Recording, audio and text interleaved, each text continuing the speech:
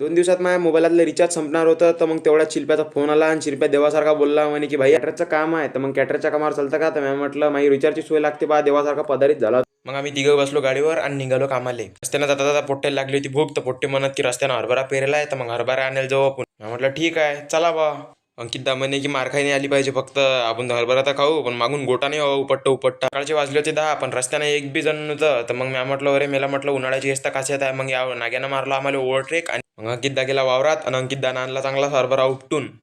रस्त्यानं कोणी रखवालेलं नव्हतं, तर मग आमचं काम झालं चांगलं झालं. मग गाडीच्या समोर ठेवला हरभरा आणि मग आम्ही चाललो रस्त्यानं खात खात. अंकितदा रस्त्यानं म्हणतच जाय की "का रे शिल्प्या," म्हणे, "आपल्या वर्गातले म्हणे जितके बी पोट्टे होते म्हणे सगळे सहायचे म्हणे याच्या नांदीच लागू राहिले निरा गॅरेजच्या याच्या त्याच्या कार्पेंटर वारपेंटर वर्गातले एक बी नोकरीवर नाही लागू राहिलं. पहिले लपंडरपणा केला आणि आता पुरी जिंदगीभर चोयत बसू राहिले. घ्या ना दाबून." म्हटलं. गावाच्या बोगद्यातून आम्ही निघालो आणि मग निघाल्यावर आता शिल्प्या म्हणे की आधी बसून आपण हरभरा खाऊ. तर मग हे पाय मग आम्ही हरभरा खात खात बसलो. तर मग दीपा पहिले गेट होतं, तर मग आता गेट काढला, त्याच्यावरून आता सरकी रेल्वे जाते. आम्ही अंदरून खालून चालला जातो, कारण की तांब्याची चिंताच नाही. मग आता हरभरा खाऊन झाला, मग आता आम्ही बसलो गाडीवर आणि निघालो कामाले. पोचलो आम्ही लगन घरी. तर मग पहिले तर ते आपल्याला कापायचं होता सलाद. मग त्यांनी दिले निंबू गांजरा आणि बीट आणि काकड्या. मग कापा म्हणत ते, तर मग चाकू गिकू काही नव्हते, ते पुरे निरा मॅटासारखे हे करत जात. मग घेतले यांना गुलाबजामुन काढून आणि मग सगळे आयटम घेतले आम्ही एक एक काढून. तर मग पहिले आणली आम्ही भाजी, मग नंतर आणले आम्ही कुरकुरे आणि मग आधी पुरा स्टॉल लावल्यावर मग आता आम्हाला काहीच काम नाही, बस फक्त थांबा इथं आणि बस सर्व करा.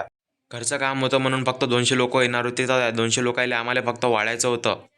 मग सगळा कार्यक्रम आटपला 10 वाजतापासून तर डायरेक्ट संध्याकाळचे 4 वाजले. तर मग सगळं झालं आणि आता आम्ही जेवण करून घेतले. मग ते बिछातवाले आले आणि मग त्यांनी बी मंडप मोळायसाठी तयारी चालू केली. शिल्प्या म्हणे की म्हणे पैसे काही पाहिजेत तुले. मी म्हटलं उद्याच पाहिजेत म्हटलं मला पैसे.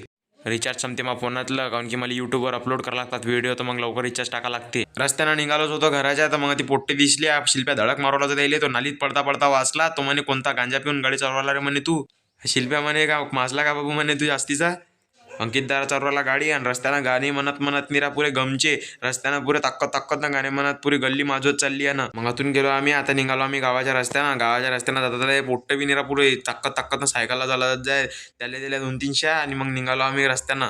संध्याकाळचे वाजले होते 4 आणि पुरा निरा टणकून निरा आम्ही घरी चाललो होतो. यायले म्हटलं की पहिले मला घरी सोडून द्या, मागे तुम्ही चालले जाता मग उमरीत. ते म्हणत चला ठीक आहे म्हणत. आता मग मी चाललो आम्ही घराच्या रस्त्यानं. घरी चाललं जाता मग मी म्हटलं की पैसे शिल्प्या लवकर पैसे देतो, सहायचे तू बुडत. हा होता आजचा 2 मिनिटाचा ब्लॉग. मग मी पोचलो माझ्या घरापाशी. # अकोला अशी व्हिडिओ पाहण्यासाठी आपल्या चॅनलला सबस्क्राईब करा.